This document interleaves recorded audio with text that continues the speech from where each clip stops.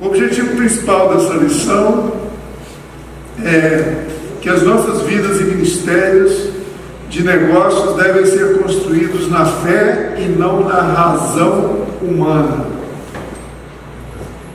Que a fé bíblica tem uma dimensão que frequentemente envolve provas, falhas e ajustes, como etapas na jornada da obediência e dos resultados esperados. A possibilidade de falha é essencial para o crescimento humano. Portanto, essa lição estabelece as bases para uma metodologia bíblica para a tomada de decisão. A integração da nossa fé cristã em toda a estrutura de nosso trabalho e, no particular, no nosso ministério no mercado, na família, etc. Qual é o engano do sistema do mundo? Somos informados falsamente que o sucesso é medido pelo melhor atingimento das nossas metas que estabelecemos para nós mesmos ou em ajudar os outros a atingirem essas metas. Mas a verdade é que na vida e nos negócios, a razão deve ser definida como aderir aos princípios bíblicos no nosso processo de tomada de decisão. O estabelecimento de metas pessoais e planejamentos estratégicos nos ajudam a alcançar o verdadeiro sucesso, só quando estão fundamentados na obediência ao que Deus ordenou a nós e quando submetemos a nossa própria vontade e independência a Deus.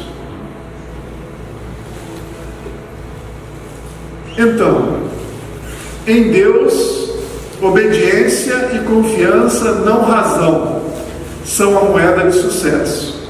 Razão humana é um Deus falso e nossa linha de prumo em Deus é fé, obediente e confiança.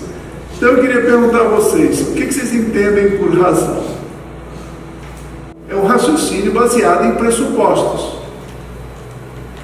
Então, pelo que nós temos estudado, só tem sentido, a verdade são os pressupostos que nós devemos considerar. Quando nós chegamos no reino de Deus, nossos pressupostos são do mundo. Então, por isso que ele fala, nossos pressupostos são, a nossa razão é baseada no sistema do mundo, no sistema humano. Então, se chama razão humana, ou seja, baseada nas nossas crenças e valores que nós adquirimos no mundo.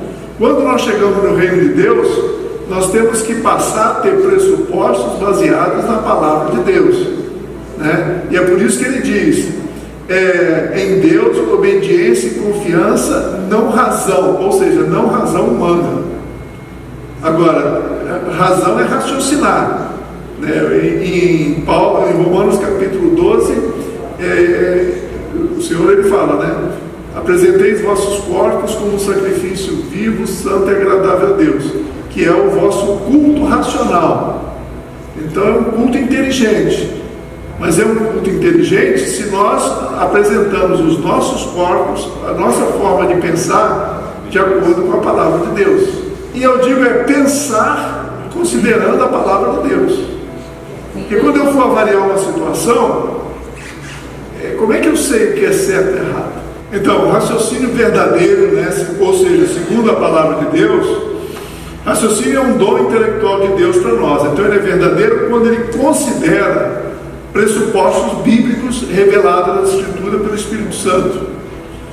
E por que isso? Porque se a gente basear no que está no nosso coração, o que ele fala? A mente justifica o que o coração escolheu amar. Razão nunca é objetiva, é sempre baseada em valores e pressupostos dos desejos do nosso ego. É por isso que a gente não pode usar razão humana, né? E sim uma razão espiritual, ou seja, baseada na revelação da palavra de Deus.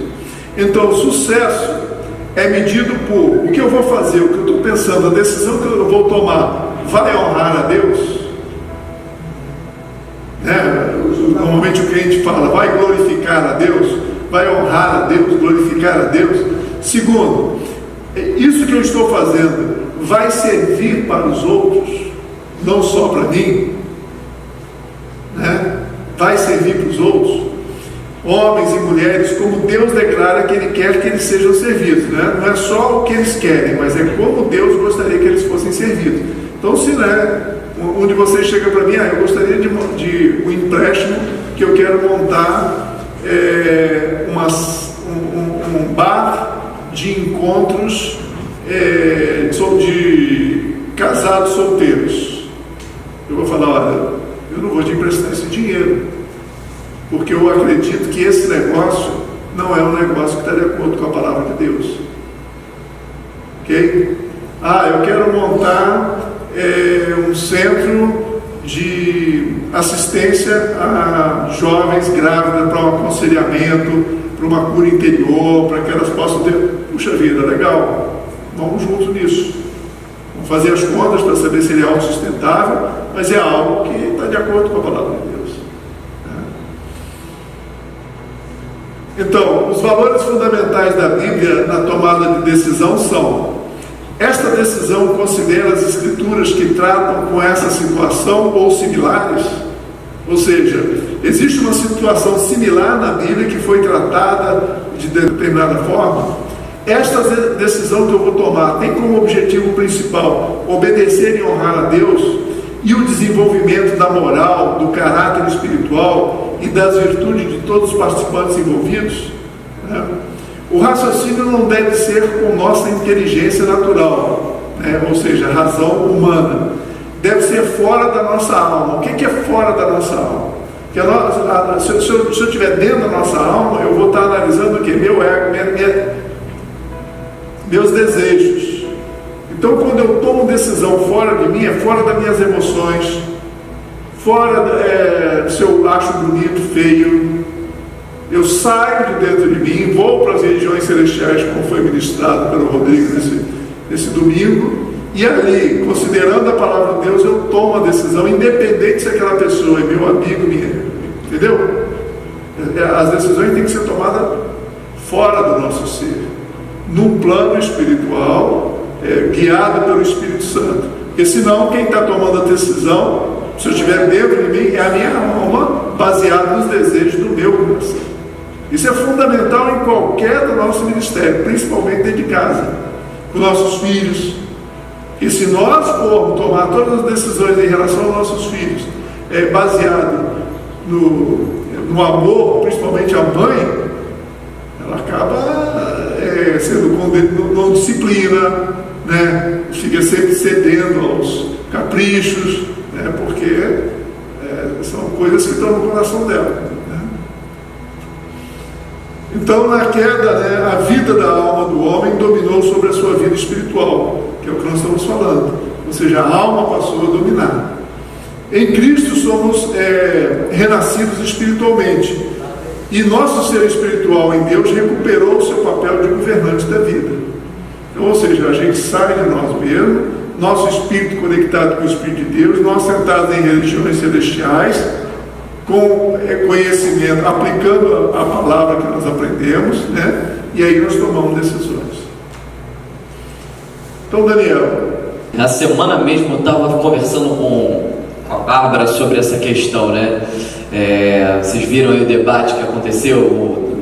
Na realidade não foi debate, né? Foi a apresentação lá dos candidatos, né? no Jornal Nacional, né? E aí, enfim, redes sociais foram infestadas de uma manifestação, principalmente quando, né, no caso, né, do Jair Bolsonaro com a âncora lá, como é que é o nome dela?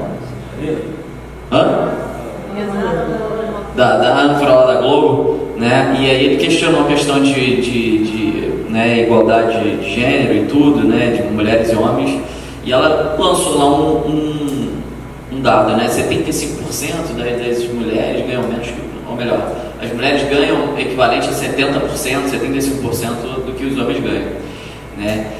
E aí isso me levou a fazer algumas pesquisas, né? E eu achei uma coluna, né? Um artigo muito interessante sobre uma própria mulher, né, do mercado financeiro, que ela contestava completamente isso. Ela falava, mas isso aí não tem nada a ver. E o que acontece é que as pesquisas, né, ou, né, quem interpreta as pesquisas, ou melhor, quem faz as pesquisas, por exemplo, uma pesquisa a nível nacional, ela elabora, né, viesada para que aquele mandante possa, né, estar na frente, por exemplo. E da mesma forma é uma estatística. As pessoas, elas levantam a estatística de acordo com a vontade delas, né? Assim, interpretam as estatísticas de acordo com a vontade delas. Então, o que ela foi desmistificando foi exatamente isso. Ela disse, olha, as mulheres, na realidade, elas ganham 75% dos homens. Por quê? Porque os homens, muitas mulheres não trabalham. Então, se você for colocar exatamente homens com mulheres, você vai comparar, os homens trabalham mais que as mulheres. E aí ela vai começando a desmistificar, dizendo, poxa, por exemplo, não, porque uma modelo, uma Gisele Bündchen, ela vai ganhar muito mais do que um modelo masculino. Por quê? Porque é questão de mercado. O mercado feminino vai pagar muito mais para ela. E a mesma coisa, por exemplo, com o Neymar e a Marta. O Neymar vai ganhar mais do que a Marta. Por quê? Porque o futebol masculino ele movimenta muito mais, assim como a moda. E aí ela chegou, né, com conclusão, né, de que praticamente 0,9% é a diferença de fato em si mesmo. Que nas grandes empresas não existe essa diferença salarial entre homens e mulheres. Existe sim diferença salarial entre, ela pode até estar no mesmo cargo, mas às vezes, geralmente é porque o homem ele tem muito mais experiência, a mulher acabou de chegar naquele cargo, enfim,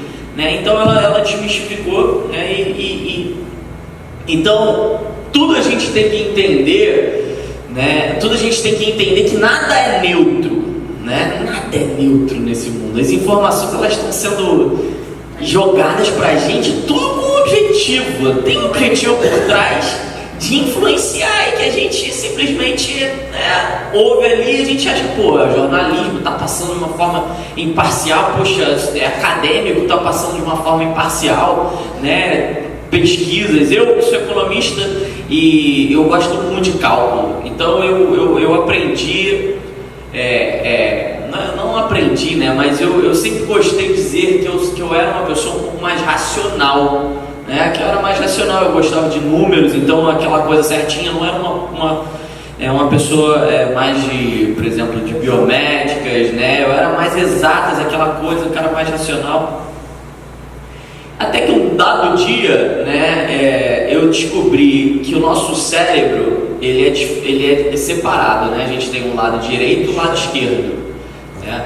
O lado esquerdo do nosso cérebro ele fica com essa questão mais da racionalidade, né? De dados, informações, tudo que a gente acredita na nossa vida. E o lado direito é mais voltado à criatividade, espontaneidade, autenticidade, enfim, que lida com mais questões de espirituais, né, emocionais.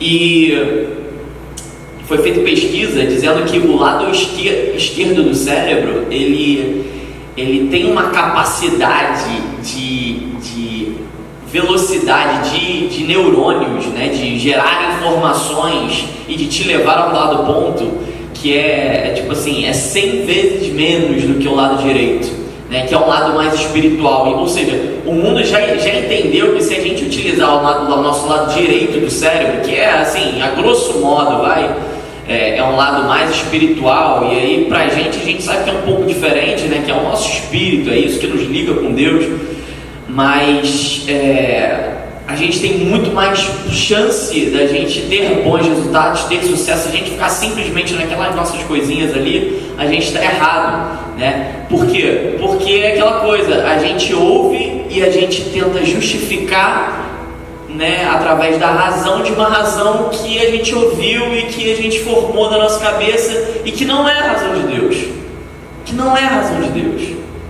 Então a gente precisa desprogramar essa razão, a gente precisa tirar essa razão. É a mesma coisa com versículos bíblicos, né?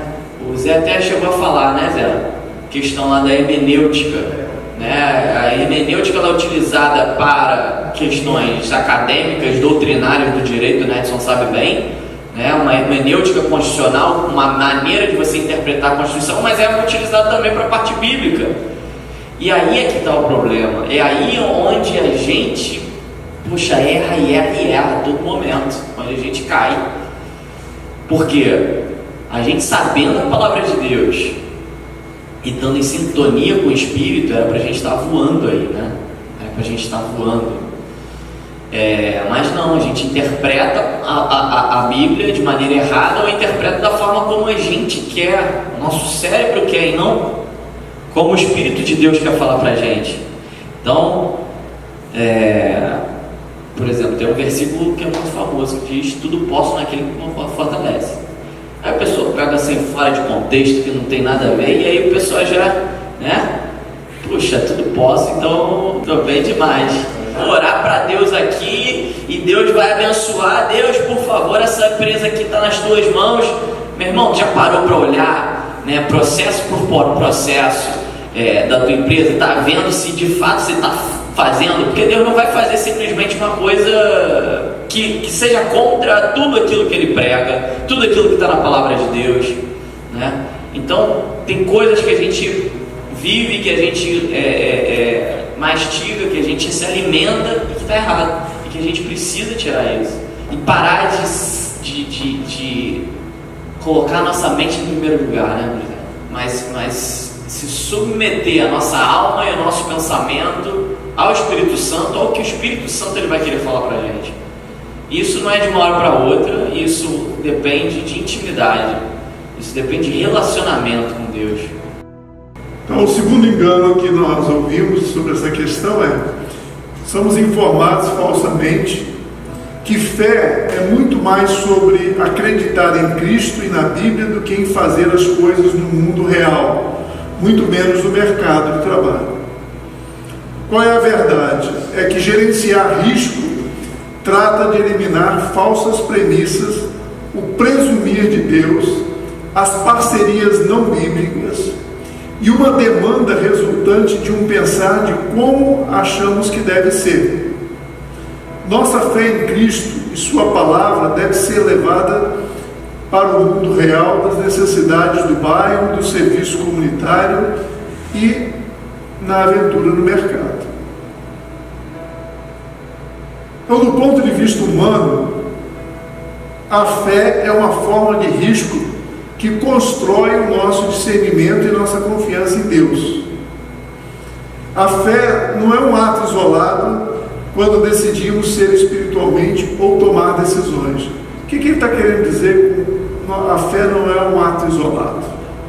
Você recebe uma notícia, você não sabe o que fazer, não tem solução, né? E aí você fala, eu tenho fé em Deus que vai dar certo. Então, quer dizer, isso o que nós estamos discutindo não é o modelo de fé que Deus espera de nós. O que ele fala agora é que a fé deve se tornar um estilo de vida, né? E não um ato isolado quando decidimos ser espirituais ou tomar decisões muito críticas. Fé é viver fora do nosso ser, né, como nós falamos há pouco, em comunhão e obediência a Deus, seguindo e aplicando Sua palavra a todos os relacionamentos e facetas da nossa vida.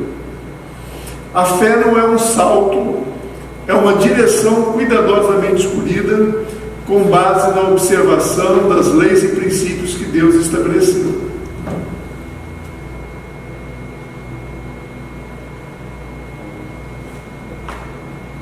Fé, por ser um caminho, não é um evento e envolve verificação das questões de qualquer situação sob o ponto de vista bíblico, né? O que Deus, como a palavra de Deus trata essa questão, né? Fé envolve, né, um processo de decisão com aprovação, respostas pelos resultados, ajustes e correções, vigilância em face dos obstáculos e realização resultando em humildade e gratidão diante de Deus, independente se foi de acordo com aquilo que você esperava ou não. O segredo de uma vida de fé é treinarmos nela durante todo o dia, mantendo um constante diálogo interno com Deus conforme o dia vai passando, com as oportunidades e os desafios que vão aparecendo. Daniel. Então, irmãos, gerenciamento de risco é exatamente isso, né? O que a gente...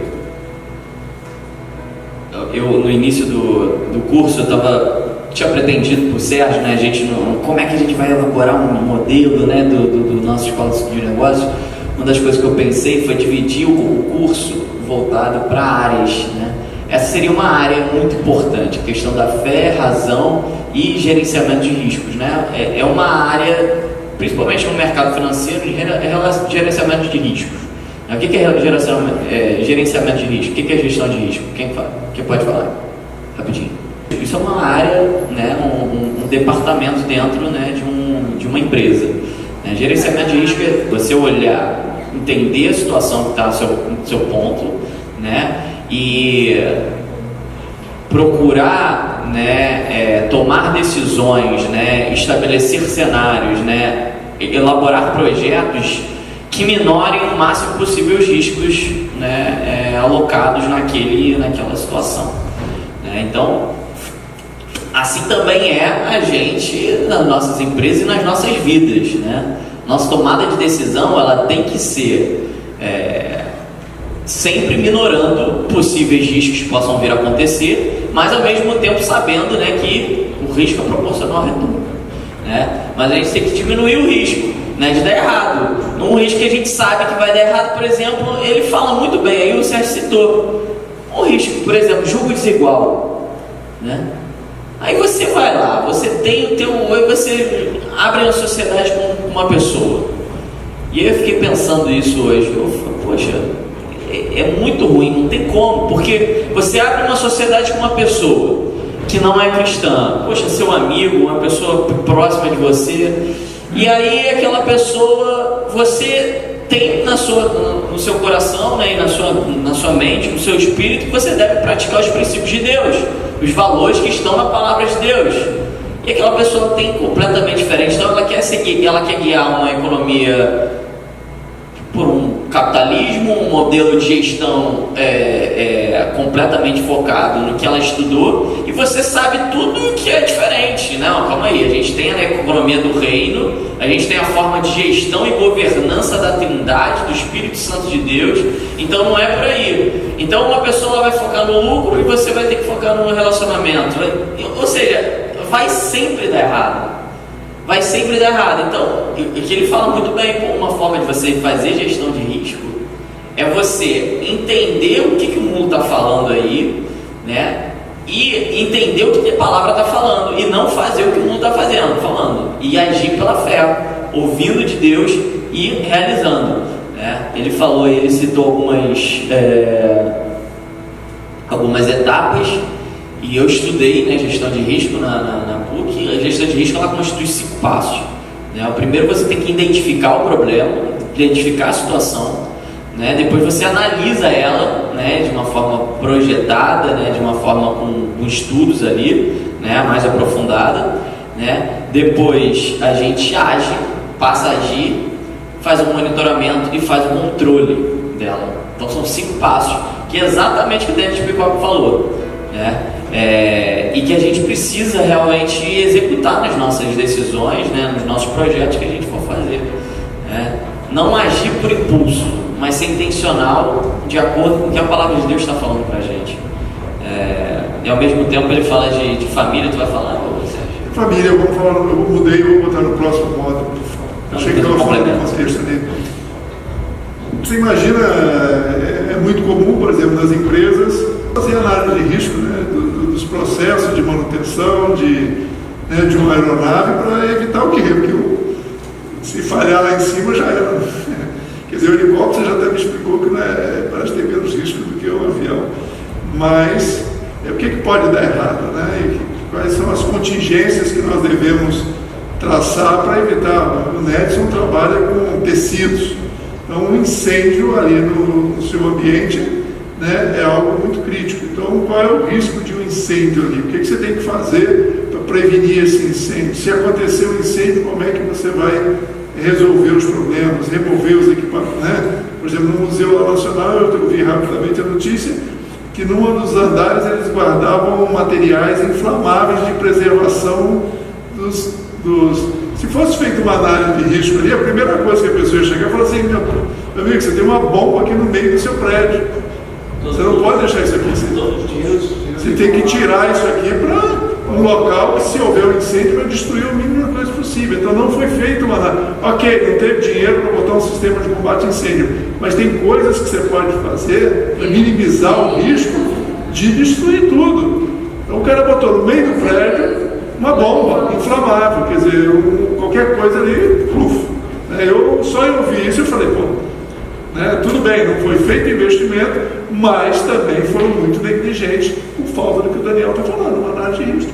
Em todas as situações, não só numa situação básica relacionada ao teu produto, mas em todo, por exemplo, a gente falou aqui no case do Netson, uma mudança de um redirecionamento, né, do seu público. Isso também, né, você tem que pensar em todas as hipóteses, né? Será que vale a pena? Será que não vale a pena a gente ir lá? Poxa, a gente vai gastar muito mais, a gente vai fazer... Enfim, é importante você pensar em todas as situações e fazer esse planejamento essa análise de risco. Então, o terceiro engano que nós vamos tratar é que nós somos informados falsamente que o local de trabalho não é um lugar para fazer proselitismo, né? Quer dizer, falar de Jesus, tentar evangelizar. E fazê-lo é totalmente antiprofissional, antiético, né? Porque tem cada uma a sua crença, ok? Isso aí é o que a gente escuta normalmente, pelo menos eu escutei sempre isso. A verdade é que devemos viver o nosso testemunho no trabalho, mostrando a nossa humanidade, humildade, coragem, da convicção, amor e honra a Deus, né? Eu nunca me esqueço de um testemunho que eu escutei aqui para vocês, que eu cheguei na última empresa que eu trabalhei, ali na Fazenda Botafogo, era uma caldeiraria, e o chefe de controle de qualidade, um dia ele chegou que ele não conseguia andar, uma dor na perna, ele falou, hoje chegou uma sinovite, uma coisa que é uma infecção que dá, e ele não conseguia pisar. E ele chegou lá, eu cheguei no departamento dele, e ele estava reclamando dessa dor, não conseguia andar. E eu falei, meu Deus, se eu orar aqui na frente desse povo aqui todo, porque era uma sala que todos sentavam juntos, numa atmosfera totalmente... Não havia fé naquela atmosfera, né? Então eu senti que... Porque é onde não há fé também, né? Então eu chamei ele no canto e falei assim, eu gostaria de orar por você, vamos subir numa sala. E ele subiu numa sala, eu fechei a porta. E eu orei e repreendi aquela dor, como nós aprendemos aqui na escola sobrenatural. Ele deu um grito, um palavrão. Que é isso? Aí imediatamente, com a perna que estava doendo, ele subiu numa cadeira para provar que... Aí ele ficou doido. Depois ele me entrava em contato, querendo ir na nossa igreja, vinha aqui, mas ele era de São Paulo, então ele estava morando provisoriamente aqui. Mas eu creio que essa experiência, entendeu? Onde ele foi agora, porque ele experimentou o poder. Ele estava com uma dor que ele não conseguia andar. Eu simplesmente falei, dor, agora eu ordeno em nome de Jesus que você saia. Entende? Então é isso que nós estamos falando. Por isso que a escola sobrenatural é muito importante, como a nossa escola aqui. Porque, por exemplo, num caso como esse, você quebra todos os paradigmas na hora, né? Então, se o nosso ministério é no mercado, então a nossa fé deve ser plenamente expressa lá. Por exemplo, nessa sala aqui, quantos aqui tem um ministério aqui dentro dessa igreja? Ou nesse grupo de louvor? Temos o anjo, que é aqui do grupo louvor. Mas o anjo toca aqui, mas o ministério dele é no mercado. É onde ele passa 60% do tempo dele, pelo menos. Né? Então, se nós passamos 60% do tempo atuando, né, não é visitando doentes em hospitais, não é distribuindo alimentos na rua, não é orando pelos necessitados, não é aconselhando, se 70% do nosso tempo é no mercado, é ali que nós vamos ter que exercer nossa fé. Seja com sugestões, com a forma de pensar correta, seja com esse exemplo que eu dei de orar por uma pessoa e ele, né, ser curado. O Daniel falou, por exemplo, enquanto ele falava, eu pensei assim, imagina ele chegar para o sócio dele e falar, vamos dedicar 10% do nosso lucro para ajudar as famílias necessitadas do bairro. O cara vai lá e fala assim, dá da tua parte. Né? Ou qualquer outra proposta não vamos fazer negócio com esse camarada, porque esse produto não vai resolver o problema dele, e ele já está mal com a situação financeira ruim, só vamos piorar a situação dele, e a gente sabe que isso não é uma solução para ele.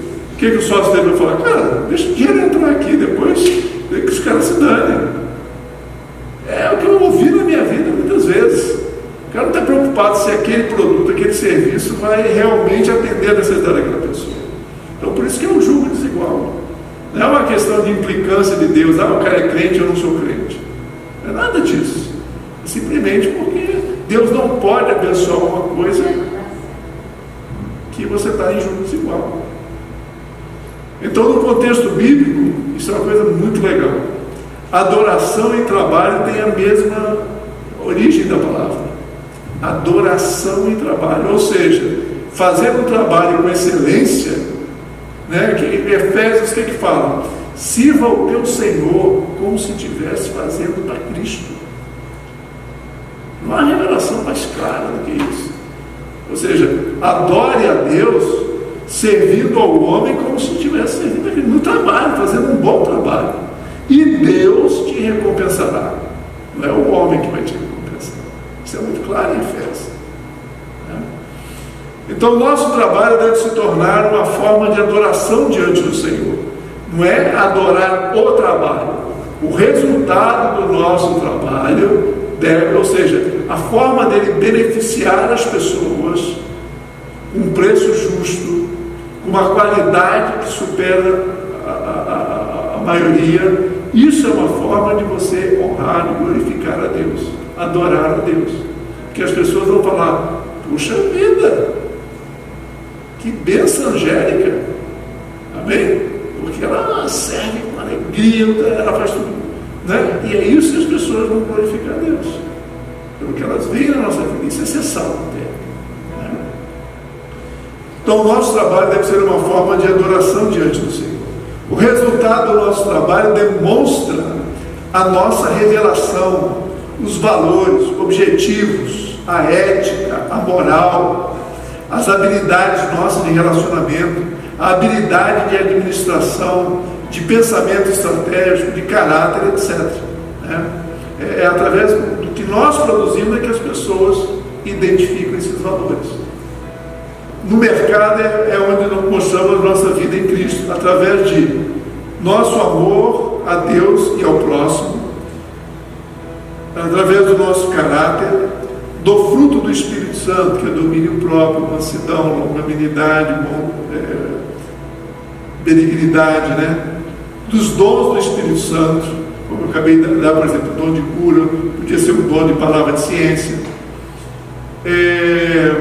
através da nossa preocupação com vidas sem emprego. E aí ele faz referência àquela situação em que o Senhor ele chega numa praça, depois de já ter ido várias vezes colher empregados, né? E chega lá, devia estar faltando uma hora para terminar a jornada do dia, e ele chega na praça e está cheio de pessoas paradas, e ele fala: por que vocês estão ansiosos o dia inteiro? Ele fala: porque ninguém nos contratou. E o que aquele senhor que representa Jesus fez?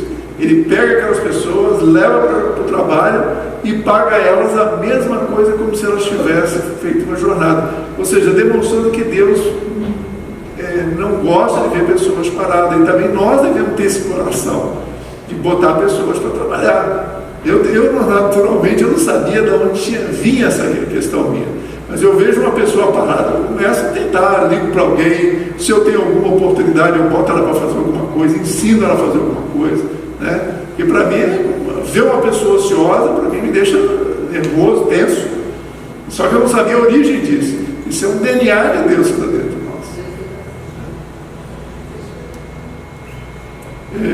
Então, nosso compromisso é investir na capacitação dos outros, com nossos bens, talentos e tempo, né?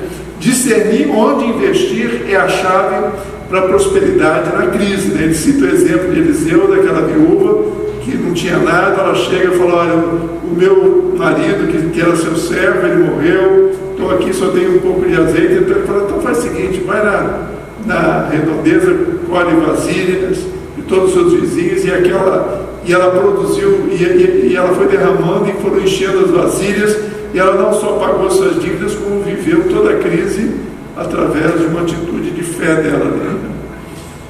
Então, nosso compromisso de melhorar a nossa habilidade em pescar homens também, né? Isso pode incluir micropesca, que é pessoal, no dia a dia, como aquele exemplo que eu dei, ou macropesca, como essa que nós estamos fazendo aqui. Você fazer uma reunião na sua empresa para falar sobre os princípios da palavra de Deus, né? Que nós estamos estudando aqui, é uma forma também de você ganhar pessoas para Cristo, como se fosse uma rede maior.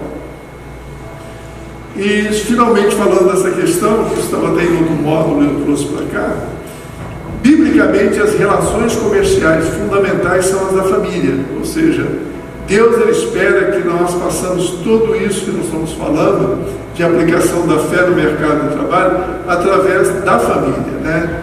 Ou seja, um comércio ou serviço bíblico tende a seguir de uma geração para outra, né? Você não consegue passar caráter para empregados, mas para filhos, né, a habilidade você consegue passar isso, né? Então, um trabalho bíblico tende a seguir de geração em geração, baseado no discipulado e aprendizado, mais do que no conhecimento acadêmico, né? Nossos filhos vão aprender muito pouco na universidade, né? A transferência de geração a geração é a principal fonte de riqueza duradoura, pois baseia-se tanto na história da família quanto na soberania de Deus. A empresa familiar, ela promove a autossuficiência em Deus, que é a liberdade econômica. Invariavelmente, as pessoas que passam por nossa escola de negócio, diz o Denis, nos dizem que o reflexo maior inicial foi em suas famílias. Eu não sei se vocês lembram do Joel aqui, quando ele veio dar o testemunho do primeiro módulo, ele falou, cara, a primeira coisa que ele fez foi repensar a forma como que ele tinha planejado o futuro dos filhos, né? Não envolvendo eles. Em suma, a primeira revolução que ele testemunhou para nós aqui, onde ele aplicou assim, os princípios que ele aprendeu no primeiro módulo, foi na família dele. Então, Daniel. Essa questão é muito interessante, né? De questão da família, e ele também cita, eu ia falar uma outra coisa da família que você estava falando, eu esqueci. Mas ele cita muito, uma coisa muito interessante, né? Ele fala, cara, a gente fica perdendo muito tempo com um evento evangelístico e a gente não age da forma como a gente deve agir no mercado de trabalho. Se a gente agisse, a gente ia fazer realmente um avivamento, né? O problema não é o quanto que a gente deixa de falar de Deus, né? O problema é que a gente age errado perto dessas pessoas que deveriam ver em nós estatura, né, de varão perfeito, de filhos, estatura de sucesso, pessoas prósperas, né? Sucesso sob a vista de Deus, não financeiro, mas prósperos. E a gente não vê isso. A gente não vê isso. Agora eu lembrei da questão da família. Eu estive conversando com um conhecido, e ele tem implementado um estilo de educação que eu acho muito legal, e o próprio Bolsonaro estava vendo, é uma das propostas dele. Eu gostei disso. É a questão do, não sei se agora me fugiu o nome em inglês, é homeschool, escola em casa. Então, mas eu esqueci o nome em inglês, mas é esse, é o escola em casa. Homeschool, uma coisa assim. E é algo que o MEC ele não autoriza, né? Ele não permite de fato, né, essa educação, não reconhece como, né, não é aprovado. E poxa, infelizmente, né, se você tendo uma disponibilidade, você tendo materiais bons, né, é a essência da vontade de Deus, porque se você for pensar, é essa questão do treinamento, né, e discipulado, de estar ali junto com o teu filho, né, ensinando. Claro, né, há diversas outras questões, né, que estão em volta, a questão, né, da comunhão, estar junto com outras coleguinhas, se desenvolvendo, mas é algo que foca muito no estilo hebraico de educação, né? não é diferente, não é divergente. E eu e o Sérgio, a gente vai ter até uma reunião nos próximas semanas aí com essa pessoa que tem implantado, tem dado o certificado MEC para, ou melhor, né, que tem as pessoas, elas educam os filhos em casa e na escola dele, ele meio que tem uma aprovação pelo MEC de fazer uma prova e passar esse tipo de pessoa, né? E eu acho que é para o futuro até da própria nossa escola, que a gente tem um sonho de ter uma escola, de ter ensino fundamental, né? Que vai ser um contato muito, muito interessante, Sérgio. Então, eu achei muito legal isso, essa questão, né, do estilo hebraico de fato, né, com monitoria, né, de você estar ali, você ajudar de uma forma, né. Agora, vocês concordam que a qualidade seria muito melhor do que você ir para uma escola que você 30, 40 alunos, o professor não consegue, mesmo que ele queira, ele não vai conseguir acompanhar o desenvolvimento individual. Última questão que nós vamos tratar, né? Primeiro falando da forma equivocada com que a cultura do mundo trata, é em relação às nossas falhas. Somos informados falsamente que, enquanto algumas falhas parecem necessárias para ganharmos sabedoria, mas de fato nós não devemos dar muita ênfase nisso. Ao passo que, biblicamente, a verdade é que devemos ter a coragem de aceitar ser contratado, promovido, demitido, né, rebaixado. A CLT não permite se rebaixar, então você demite, né? Com base no que Deus está fazendo para esclarecer e desenvolver nossa vocação ou habilidade ou caráter. Então, assim, o fracasso é essencial para o nosso crescimento. Falhar e permitir que outros falhem é uma espada de dois gumes que contribui para a nossa maturidade. Falha no curto prazo é parte do processo de aprendizado. As consequências, né, das nossas falhas são as nossas melhores professoras. É sempre importante, né, quando as falhas acontecem, a gente está diante das consequências. Senhor, o que o Senhor quer que eu aprenda com essas consequências? E não simplesmente murmurar e ficar chateado. Mas sabedoria é, Senhor, o que o Senhor quer que eu aprenda com essas consequências? A questão é como elas nos ajustam, né, as consequências. A preocupação deve ser a resposta das pessoas ao fracasso, não o fato que nós falhamos ou eles falharam. Todos nós devemos ter lista do nunca mais, né? Ou seja, você identificou a causa, então nunca mais eu vou fazer desta forma para que eu não colha esses frutos. O desafio é como ajudar as pessoas que fracassam. Compaixão antibíblica causa dano maior e as aprisiona em seus erros ou estilo de vida sem arrependimento, né? Na ajuda, os cristãos devem entender a diferença e manter um equilíbrio entre um alívio temporário, treinamento na capacitação ou caridade absoluta. Então, a política social ocidental moderna não mantém claras e distintas essas questões, né? E muitas vezes, por isso, é um desastre, como nós temos o caso aqui falado já várias vezes, da forma como é feita. Não é a Bolsa Família que é ruim, da forma como é feita. No longo prazo, nós não ajudamos as pessoas empregando-as fora de suas funções, por exemplo. Também isso é uma outra questão, né? Você pode arrumar alguma coisa para ela fazer momentaneamente, né, para ela não ficar ociosa, mas ajudá-la a identificar qual é a profissão, onde ela tem dons e habilidades dadas por Deus para se desenvolver e ajudá-la a se capacitar para isso. Então, ao longo prazo, nós não ajudamos as pessoas empregando-as fora das suas funções, destino, ou usando-as sem atualizar suas habilidades, né, sem capacitá-las, ou protegendo-as das consequências de suas ações. Então, Daniel, o que você tem para contribuir nisso?